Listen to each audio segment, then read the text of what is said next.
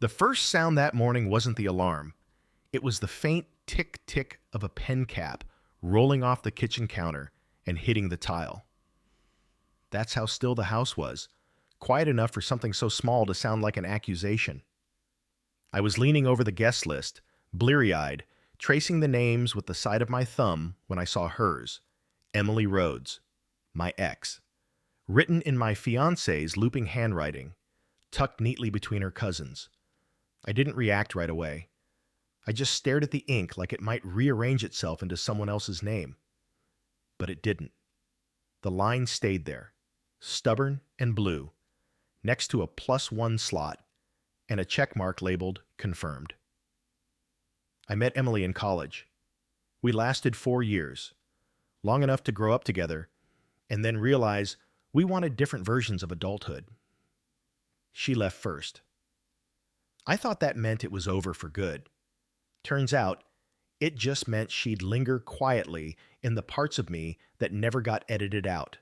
The music I skipped, the small-town diner I avoided when visiting home, the number I still remembered by heart, even though I'd never admit it. And now, somehow, she'd made it onto our wedding guest list.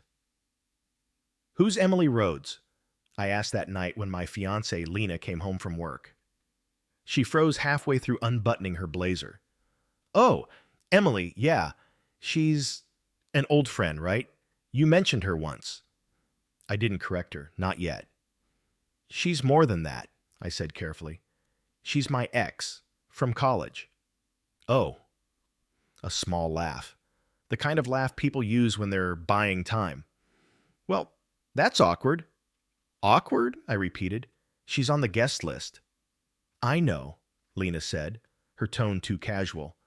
"Her name came up when I was finalizing tables with your mom. Apparently she and your mom still talk sometimes. Facebook or something." That was news to me. My mom could barely operate Facebook. "Did you think maybe you should have asked me first?" Lena sighed, then dropped her purse on the couch. "You're over her, right?" "That's not the point." She looked tired, like I'd interrupted something more important than our wedding guest list. "I just thought it might be nice. You two ended on decent terms, didn't you? I mean, she's part of your past, but she's also family friends now, I guess." My mom said, "Your mom?" "Yeah, apparently she knows Emily's aunt or something. It's a small world." That phrase, small world, always sounds harmless, but that night it felt claustrophobic. I didn't argue more. I just nodded and said we'd figure it out later. But when she went to bed, I stayed up at the kitchen table, staring at the seating chart on my laptop screen. Every name was a piece of our story. Coworkers, cousins, college friends, neighbors, and then there she was, like a ghost in alphabetical order. The thing about weddings is that they bring every version of you into the same room. The one who used to sleep in a dorm bunk. The one who cried in a breakup text. The one who learned to pretend it never happened. It's like watching all your unfinished selves RSVP yes. And apparently, mine just got a +1. Over the next few days, I tried to be rational.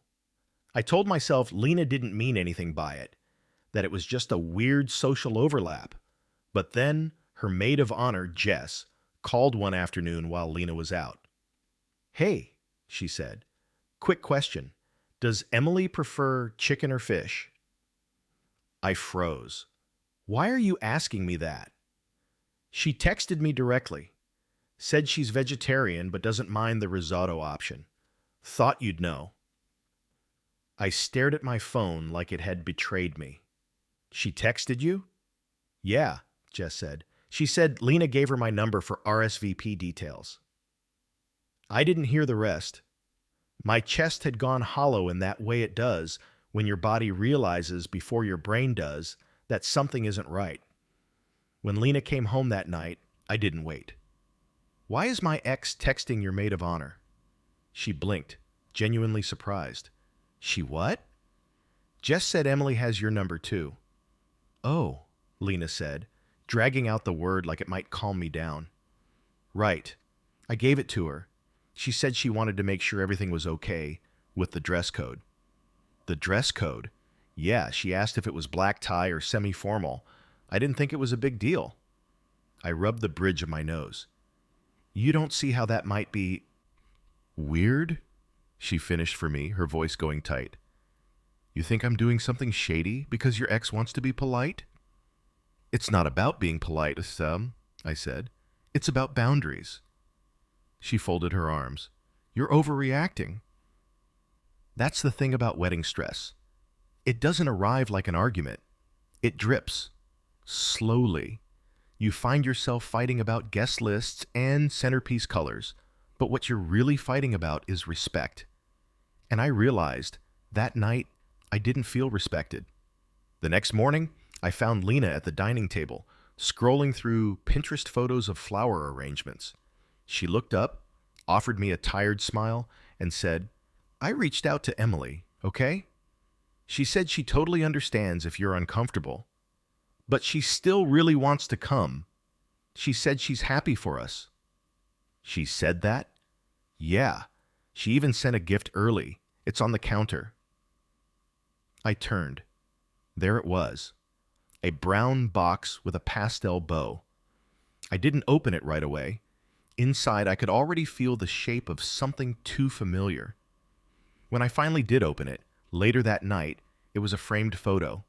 The three of us, me, Emily, and my mom, at my college graduation. No note, no explanation, just the past, neatly wrapped in twine. Lena laughed when I showed her. That's kind of sweet. Actually, nostalgic. I stared at her. You don't think it's weird? It's a photo. Come on, she's trying to be nice. Nice? I repeated. She sent a photo of me and her from 8 years ago. Lena shrugged. Maybe she's trying to show there's no bad blood. That's when something cracked. Not loud, not visible. Just quiet, like a small splinter under the surface. Over the next week, everything felt slightly off kilter. The way Lena talked about the wedding changed. Less we, more I. I need to confirm catering. I told them I'd send the seating layout. I texted Emily about arrival times. Every mention of that name felt like static in my head. So I did what any man in my position would do. I tried to regain control of something, anything. I volunteered to finalize the seating chart. The guest list sat open on my laptop, surrounded by sticky notes and coffee rings. There were exactly 118 names, not counting Emily's +1. I spent hours rearranging tables, trying to keep everyone happy. Old college friends near the bar, my cousins near the DJ, Lena's family near the head table, and Emily. At first, I placed her near some mutual college friends, people who knew the context. Then I hesitated, moved her to the outer ring, then to the back near the catering station, then finally to the farthest corner, table 12, behind a pillar, next to Lena's distant coworker who never stopped talking about crypto. Petty? Maybe. But for the first time in weeks, I felt calm. That calm lasted 3 days. Then Lena found out. Why is Emily at table 12? She asked, waving the printout in my face. Because that's where I put her. With people she doesn't know? She doesn't need to know them. She's my guest too, Lena said, her eyes narrowing. She should be near us. Your guest? Yeah, I invited her. You said she could come. No, I said slowly. I said I'd think about it. You decided for both of us. She opened her mouth, then closed it again. For a second, I thought she might apologize. Instead, she said, You're being territorial. And you're being reckless. Over a seat? It's not about a seat. The argument spilled over like boiling water. Every unspoken thing between us, the exhaustion, the stress, the quiet resentments, all of it found an outlet in that one word, Emily. By the end of it, Lena was crying, mascara streaking her cheeks, and I was staring at the floor, hands shaking, wondering how the hell our wedding turned into this. That night, we didn't sleep in the same room. I took the couch. At 2 a.m., I heard her phone buzz. Once, then again, then again. I shouldn't have looked. I know that, but I did. A message preview glowed on her screen. Can't wait to see you both. Feels like old times. Emily. Old times. The next morning, Lena acted like nothing happened. She brewed coffee, hummed along to a song on the radio, and asked if I wanted to go over vows together. I nodded, but something inside me had already started pulling back. That's when I decided I wouldn't stop the wedding. I wouldn't cause a scene. I'd just make a quiet change, the kind of change no one would notice until it mattered. 3 days before the wedding, I called the venue, told them we needed a small adjustment to the seating chart. Nothing major, just a name swap. When they asked who, I smiled faintly and said, Emily Rhodes. Lena never noticed. She was too busy finalizing flowers and playlists. On the morning of the ceremony, I stood in front of the mirror, adjusting my tie, staring at the man I'd become. Someone both proud and tired, angry but calm. The venue lights shimmered faintly through the window. Outside, guests began to arrive. Among them, I knew, would be Emily, walking in with a gift bag and a practiced smile, looking for the seat she thought she had. She wouldn't find it, not where she expected, not next to Lena, not even close. Because I had changed the chart, and the seat she'd once had near the head table, that one was now marked reserved, bride's family. The venue was a restored barn on the edge of town, string lights looped across wooden beams, candles flickering on tables dressed in white linen. It was the kind of place people pick because it looks good in photos, not because it feels like home. But standing near the doorway, watching the guests filter in, I couldn't shake the feeling that I didn't belong in my own wedding. The air smelled faintly of eucalyptus and champagne. Laughter rolled in waves from the patio, where Lena's cousins posed for selfies. I adjusted my cufflinks, silver, engraved with my initials, a gift from Lena, and tried to focus on the rhythm of the music instead of the tightening in my chest. Then, through the glass doors, I saw her, Emily, 8 years older than when I'd last seen her, but still instantly recognizable. Same soft brown hair, now shorter, same careful posture, like she was always bracing for something. She wore a navy dress, understated but deliberate. Her eyes scanned the crowd with that familiar, polite curiosity until they landed on me. Her smile was small, unsure. I looked away first. Lena spotted her seconds later. I could tell by the way her whole expression lit up. That high-pitched, "Oh my God, you made it" voice she only used when she wanted to seem warm but in control. She crossed the floor, hugged Emily, and introduced her to her bridesmaids like they were catching up at a reunion.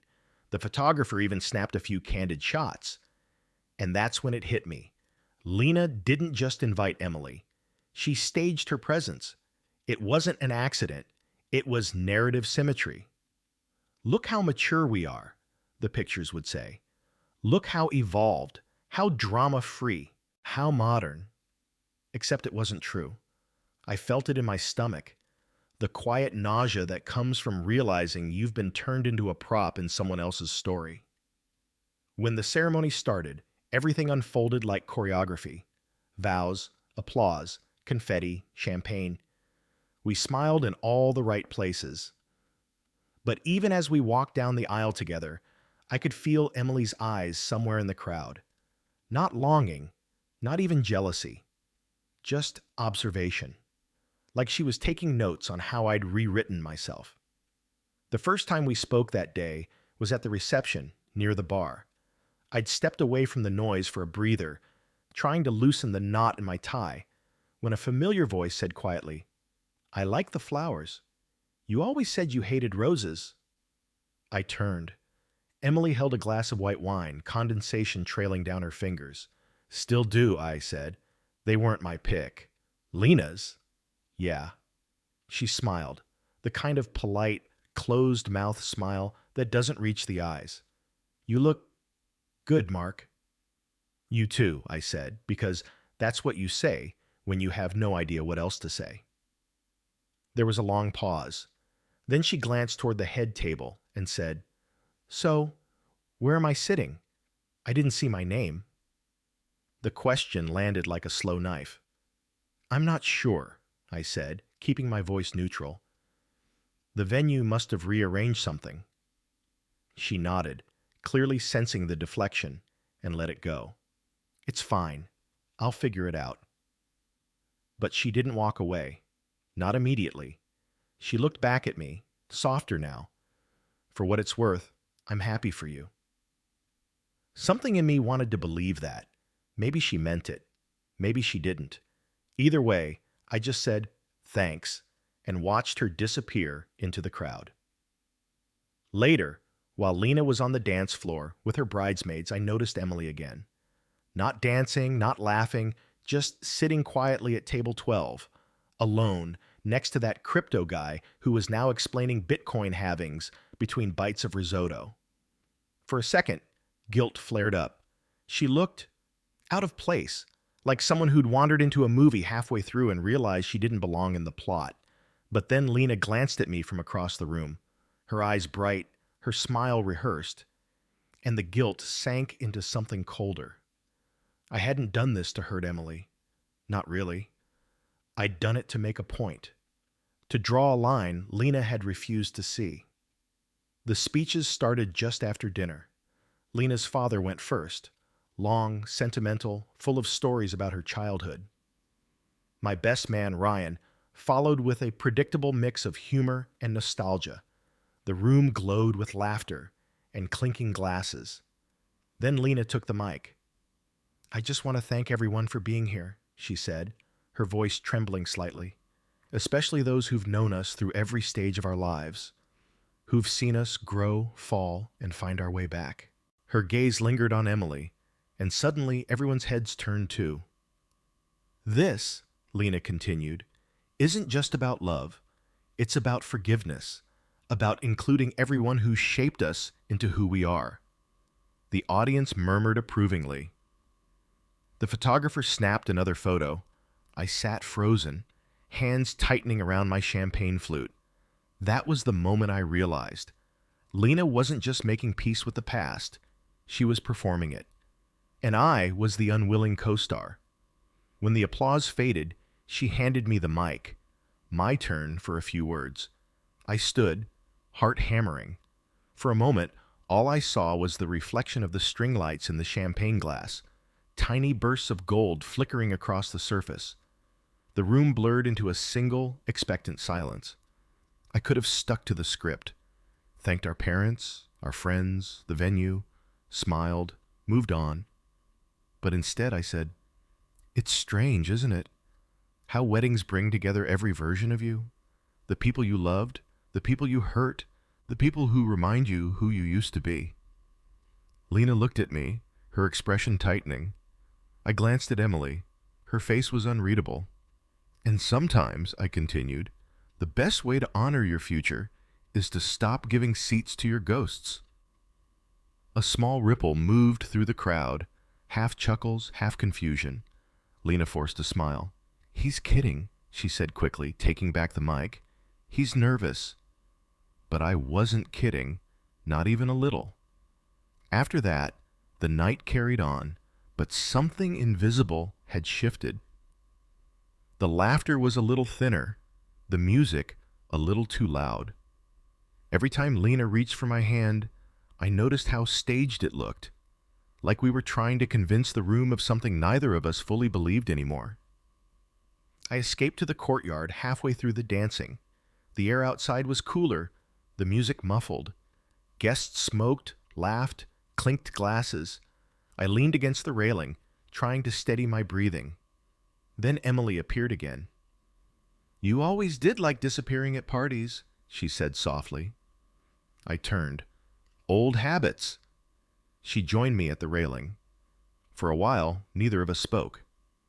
Finally, she said, "You didn't want me here, did you?"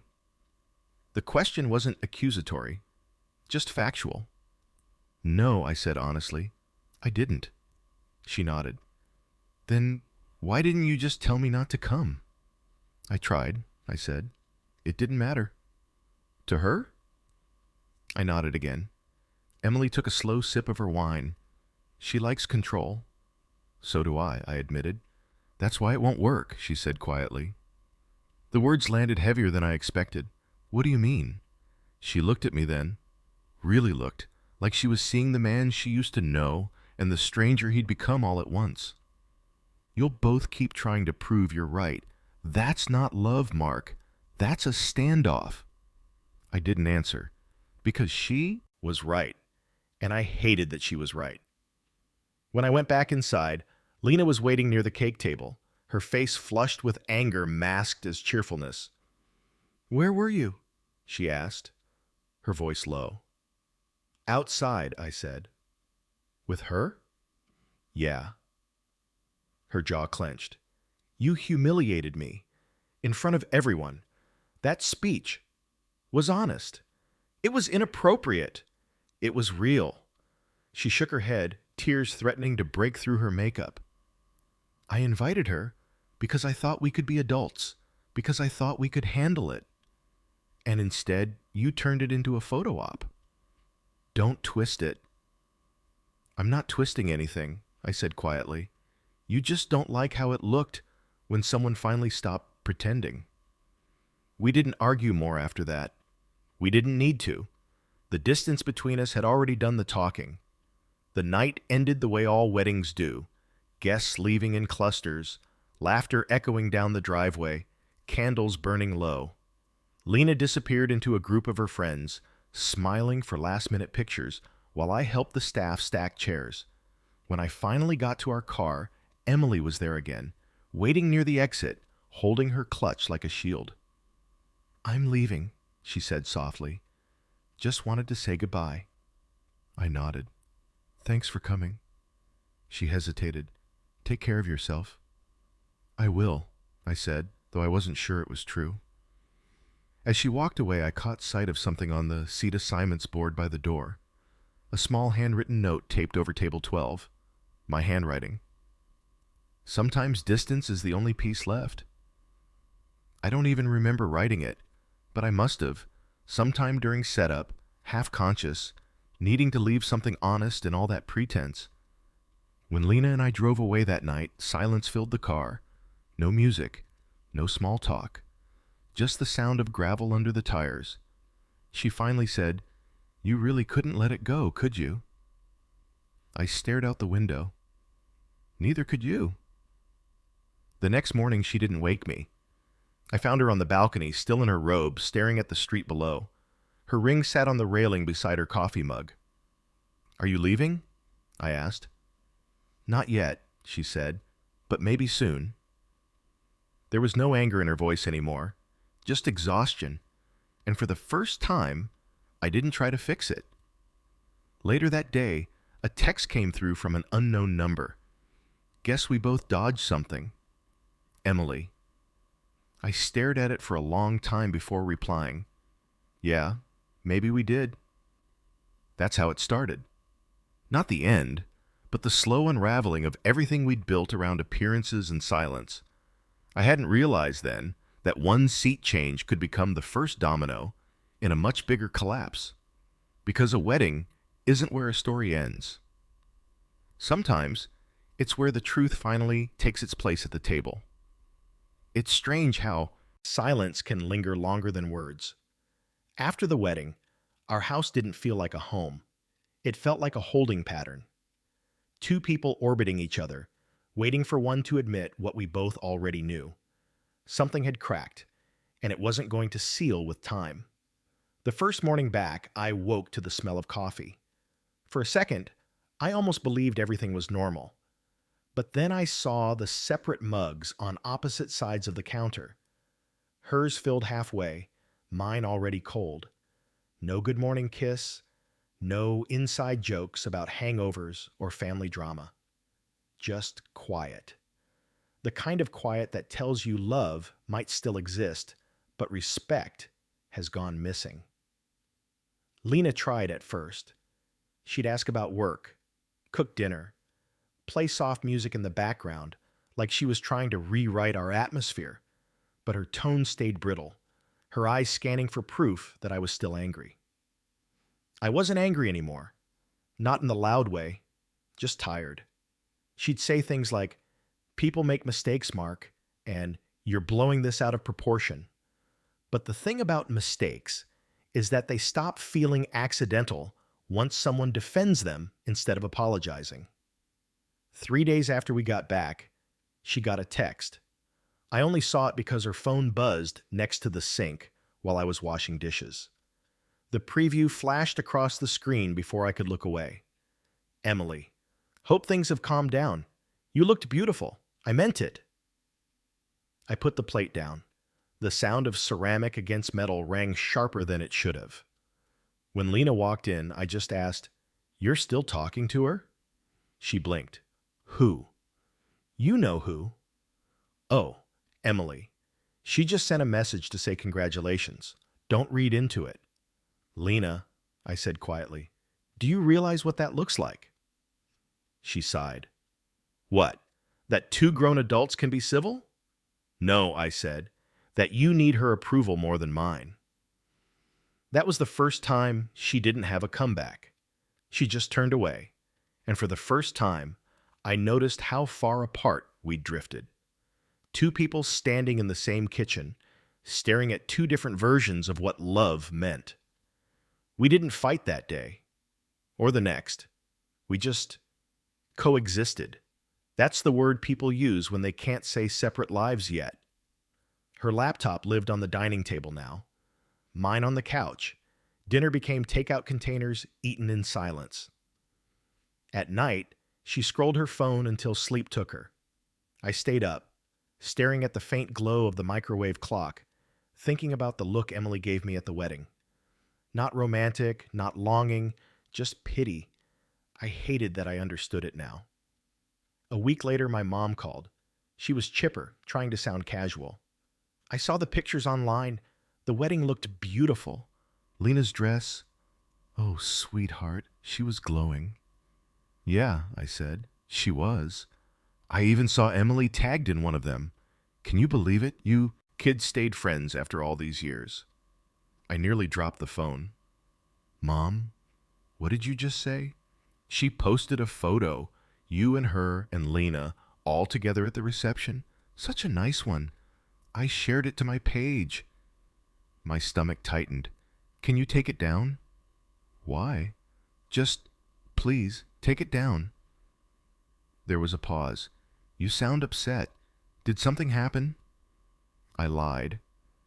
"No, I just don't want personal pictures up." "All right, honey," she said gently. "But you sound tired. Maybe go easy on Lena. Weddings are stressful." "Yeah," I said, "they are." That night, I checked Emily's profile. I told myself it was to see the photo, but part of me knew it was something darker. Curiosity with a hint of self-sabotage.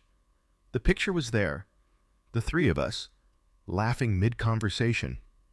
It looked natural, effortless, like a moment that belonged to another lifetime. Her caption read, "Some chapters never close. They just find new meaning." Hundreds of likes, a few comments, one from Lena. "So glad you came. You'll always be family." Family.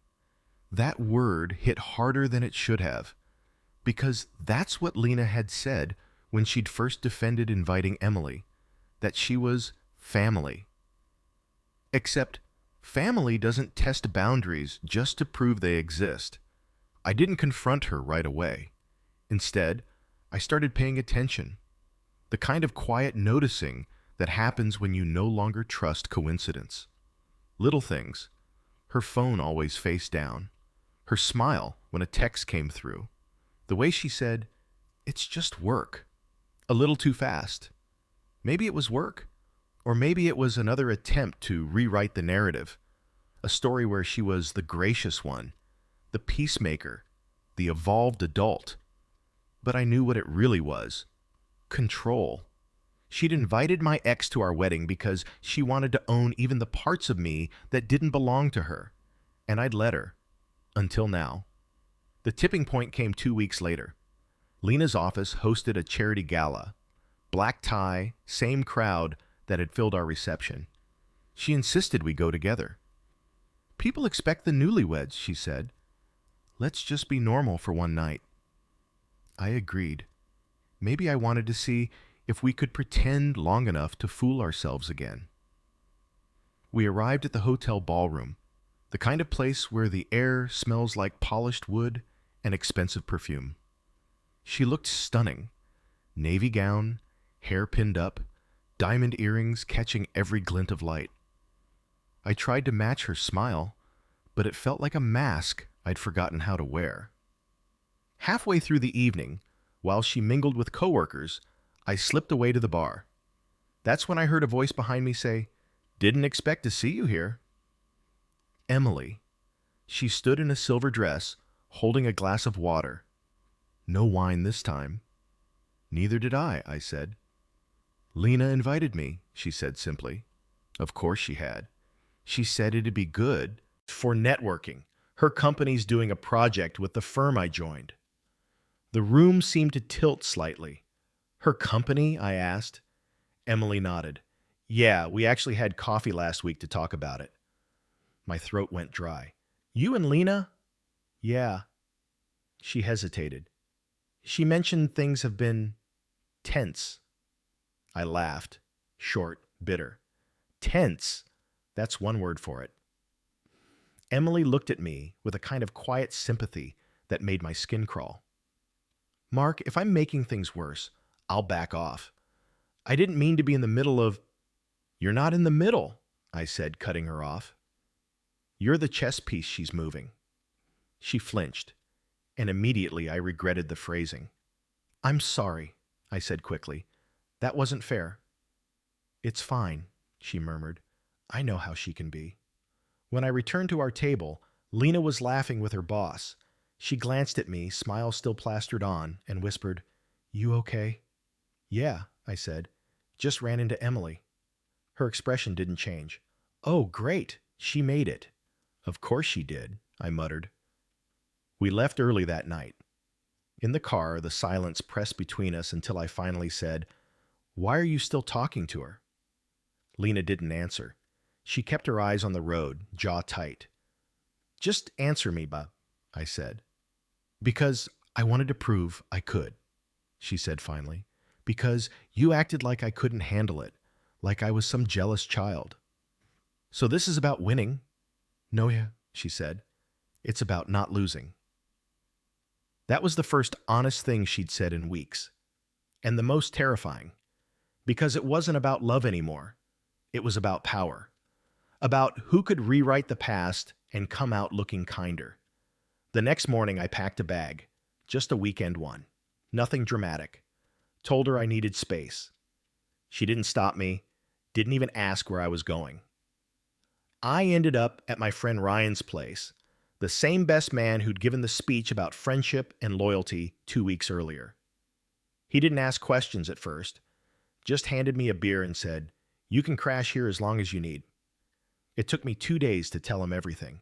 When I finished, he said quietly, Man, she invited your ex to your wedding. That's not confusion. That's control. I nodded. Yeah, I think she wanted to see if I'd still choose her, even then. Did you? I thought about it for a long time before answering. I did, but I don't think she noticed. A few days later, I got an email from Lena. No greeting, no emotion. Just, we need to talk about the lease and the joint account. Let me know when you're ready. That was it.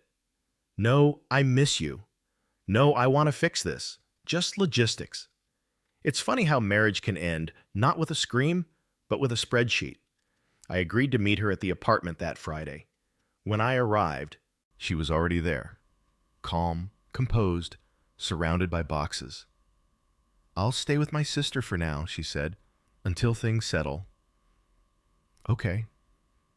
We divided the furniture like we were splitting assets in a will.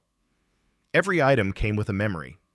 The couch we'd bought after our first fight, the lamp she hated but I loved, the picture frame that once held our engagement photo. When we got to the photo, she hesitated. Then she slid it across the table toward me. "You can keep it," she said. I didn't want it, but I didn't say that. As I turned to leave, she said quietly, "You really hurt me, you know." I stopped at the door. "When?" "At the wedding, when you made that speech." I exhaled. "Lena, you invited my ex to our wedding and called her family." Her eyes filled with tears. "I just wanted to show I wasn't threatened by your past. And I just wanted to feel like I had a say in my future." We stood there for a long time, neither moving. Then she said, "Maybe we both failed the same test." I didn't know what to say to that, so I left. That night I checked my phone. No texts, no calls, nothing from her, nothing from Emily, just silence. The kind that doesn't ache anymore. It just sits there, heavy but familiar. I poured myself a drink, opened the window, and let the city noise fill the space where her voice used to be. And for the first time in months, I didn't feel angry, just clear. Because I finally understood. Changing the seating chart wasn't about revenge. It was about reclaiming my place.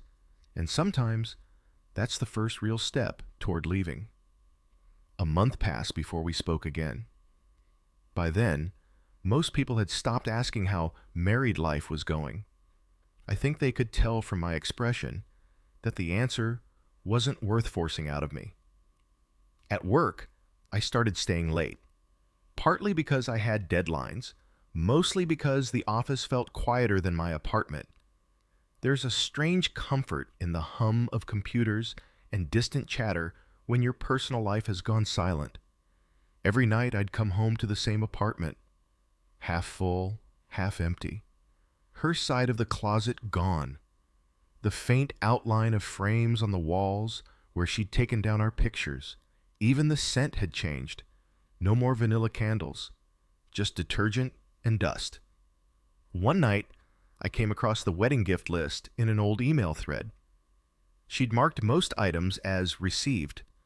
I scrolled through absent-mindedly until one entry caught my eye. Donor, Emily Rhodes. Gift, custom engraved cutting board, for new beginnings. I closed the laptop and poured another drink. It wasn't anger anymore, just fatigue, like I'd been walking uphill for months and finally decided to sit down halfway. Ryan invited me to a barbecue that weekend, said I needed to be around people again. I went, though the thought of small talk made me want to disappear. His backyard was full of noise, kids chasing each other, the smell of grilled meat, laughter that came easy to everyone but me. "Man, you look like you've seen a ghost," Ryan said, handing me a beer. "You okay?" "I'm fine," I lied. "Just tired." He nodded. "Lena texted Sarah last week. Said she's looking for a new apartment." I took a slow sip. "Good for her." He gave me a look. "That doesn't bother you?" "I think I'm past the part where it can," I said. He studied me for a moment, then shrugged. Maybe that's a good sign. But it didn't feel like progress. It felt like numbness, pretending to be peace. 2 weeks later, Lena asked to meet. We chose a cafe downtown. Neutral ground. When I got there, she was already seated, hands wrapped around a mug she hadn't touched. She looked thinner, or maybe just more fragile. Less armor, more truth. "I filed," she said without preamble. The words hung there, simple and clean. "Okay," I said after a moment. "I figured you would." "It's not because I hate you," she added quickly. "I just can't keep pretending." I nodded. "I get it." She looked down at her cup, tracing the rim with her finger. "You know what's funny? I thought inviting Emily would make me look secure. But all it did was prove how insecure I really was." That caught me off guard. I didn't expect honesty. Not like that. "I wasn't trying to humiliate you," she said. "I just thought If I could face every part of your past, maybe I could own your future. I leaned back, letting the words settle. You can't own someone's history, Lena. I know that now, she whispered, but I needed to learn it the hard way. We talked for a while after that, not as husband and wife, but as two people who'd stopped performing. There were no accusations left, no speeches, no rehearsed lines, just two exhausted adults finally admitting they'd broken something neither meant to. When we stood to leave, she said, "You deserved better from me." I hesitated before replying. Maybe we both did. And that was it. No tears, no dramatic goodbye, just quiet understanding. The kind that doesn't fix anything, but at least stops the bleeding. That night, I couldn't sleep. I kept thinking about what she'd said, about ownership and insecurity, about how people hurt each other in the name of proving they're okay. So I did something I hadn't done since before the wedding.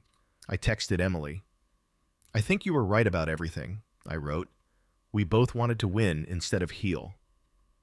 I didn't expect her to reply, but a few minutes later, the bubbles appeared. "I wasn't trying to be right," she said. "I just didn't want you to lose yourself."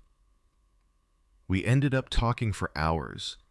Not flirting, not reminiscing, just untangling the mess. She told me she'd quit the firm that worked with Lena's company. Said she needed a clean break too. I believed her. Before hanging up, she said, "You know, changing that seating chart might have been the smartest thing you did." "Why's that?" I asked. "Because you finally stopped letting other people decide where you belong." The next morning, I woke up lighter. Not happy, exactly. Just unburdened.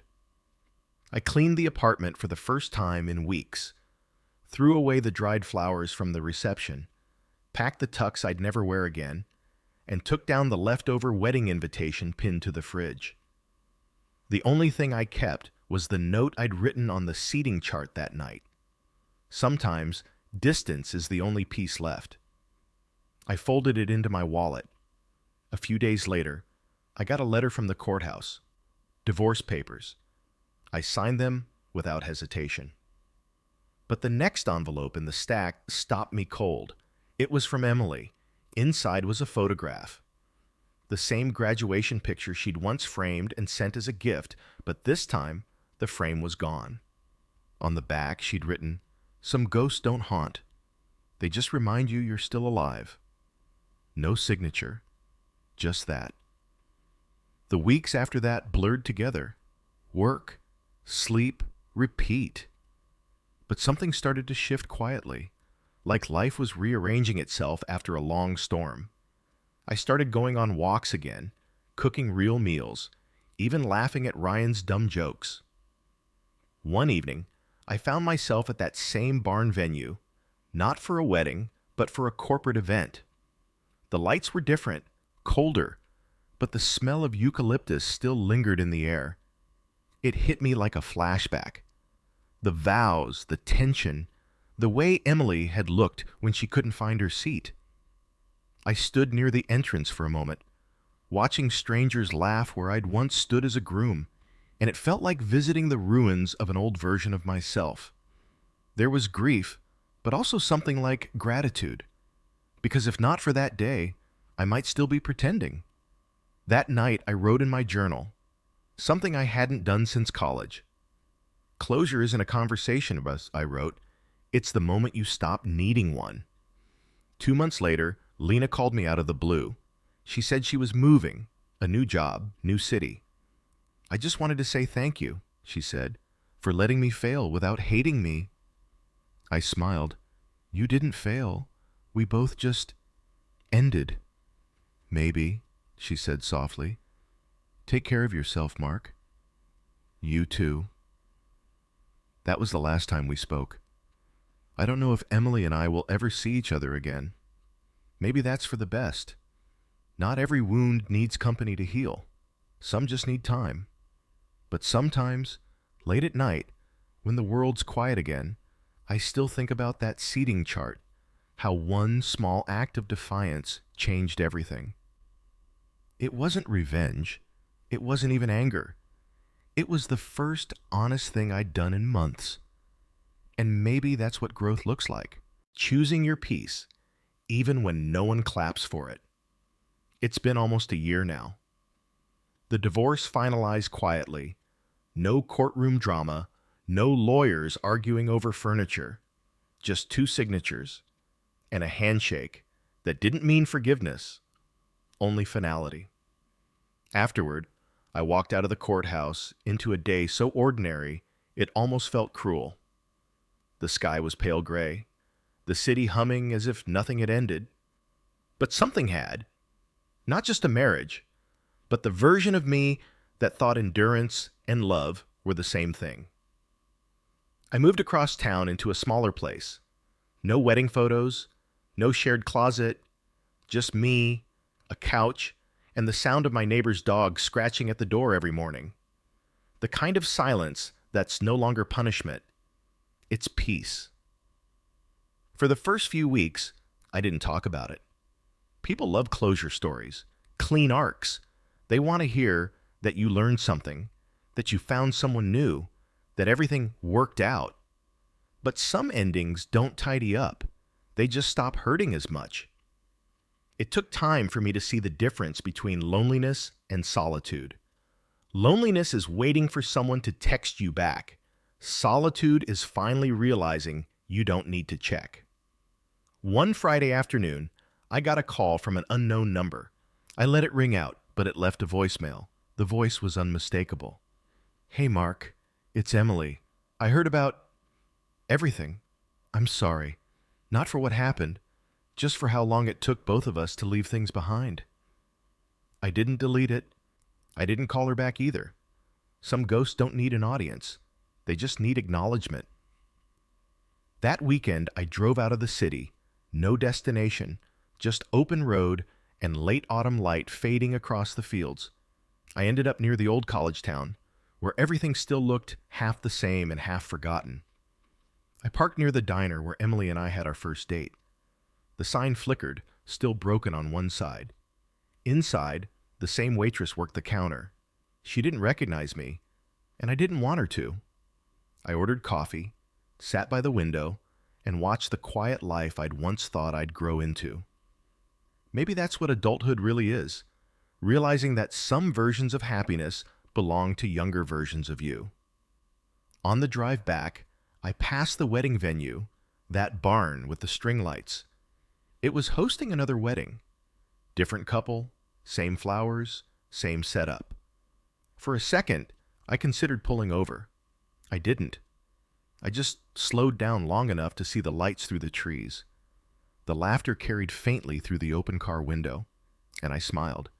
Because for the first time, it didn't sting. It just was. Another night, another story, another set of vows that might or might not last. When I got home, there was an envelope slipped under my door. No return address. Inside was a note in handwriting I didn't recognize. "You changed one seat and set everything right. Not for her, for you." There was no name, but I knew whose words they were. I folded it, tucked it next to the old seating chart note in my wallet, and let myself laugh. A quiet, honest laugh that felt like breathing after holding my breath for a year. Sometimes I wonder what would have happened if I'd left Emily's name where it was. Maybe the night would have gone smoother. Maybe Lena and I would have lasted a few more months, pretending. But then again, maybe I'd still be living someone else's version of fine. Changing that chart didn't end my marriage. It revealed it.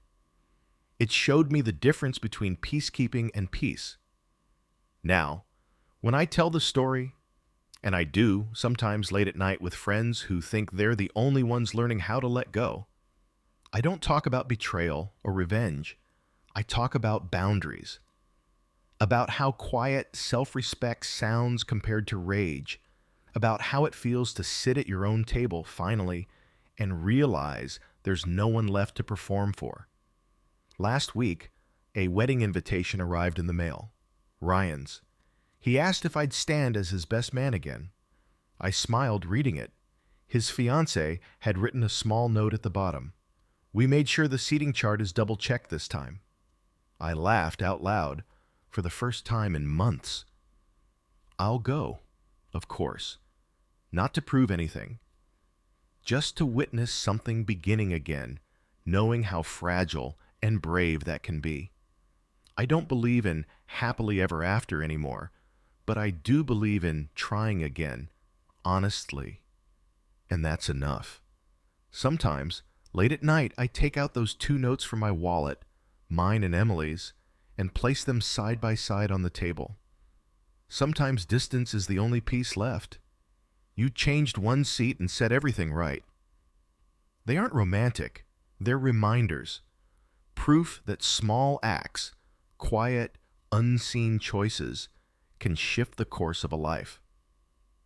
I light a candle, sit back, and let the silence fill in what words can't.